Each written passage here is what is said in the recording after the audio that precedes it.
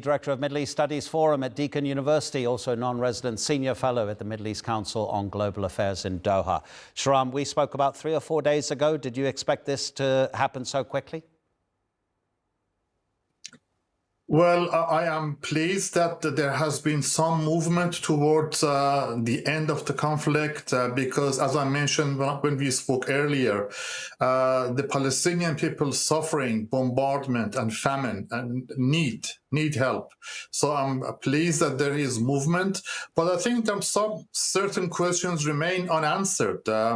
We still don't know whether Hamas agrees to giving up its arms. We don't know how that's going to be implemented, who's going to enforce it, what kind of arms will they give up. So there are quite a few questions. Saying by the same token, we don't know. In fact, there has been no indication that Israel will withdraw from Gaza Strip completely.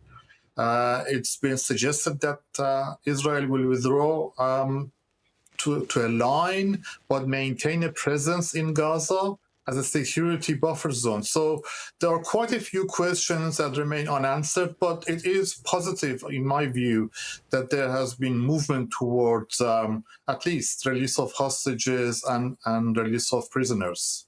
And therefore, you're indicating that there are a lot of gaps that we need details to be filled. What are the biggest concerns that you have in terms of what we don't know at the moment? I mean, you mentioned the disarmament of Hamas and the withdrawal of the Israeli troops. I understand that, but there is more because of the delicacy of the moment and the lack of information. Before we hear more details regarding the signature of the terms that they've agreed upon, what else occurs to you that could be problematic? I think the most urgent problem is that the obvious fear that everyone has is that Israel will continue its military operation in Gaza after the release of hostages, because Netanyahu has made it clear that he doesn't want to see a Palestinian state. He has made no commitment to withdraw from Gaza Strip. And I think that is the biggest concern. And that just means a policy of ethnic cleansing, of forcing the Palestinian people to leave Gaza, and an end, basically, to the dream of Palestinian statehood.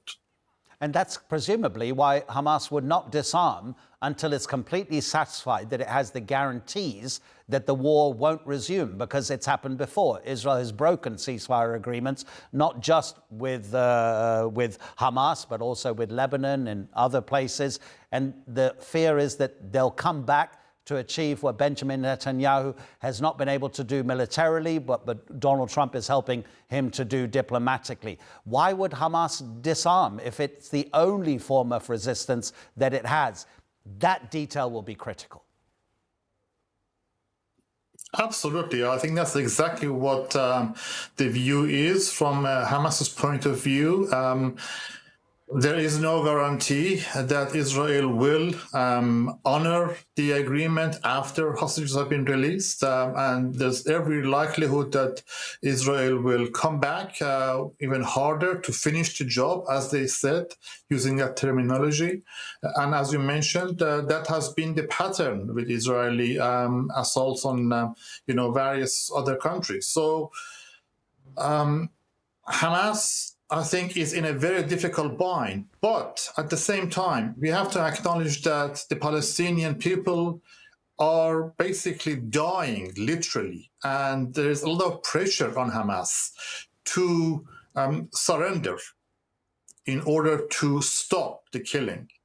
There is international diplomatic pressure from Qatar, from Egypt, various mediators on Hamas to disarm, to end the conflict. So that pressure is building, and Hamas will have to juggle those, consider those various points: pressure from its partners, pressure from the population, and whether or not to continue, maybe as a political force. If there is to be Palestinian self-determination in the future, Shahram, where is it going to come from?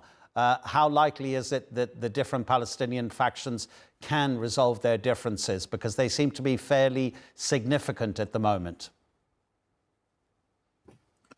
I think that's the million-dollar question, that the question of political unity of different factions in Palestine has been a major stumbling block.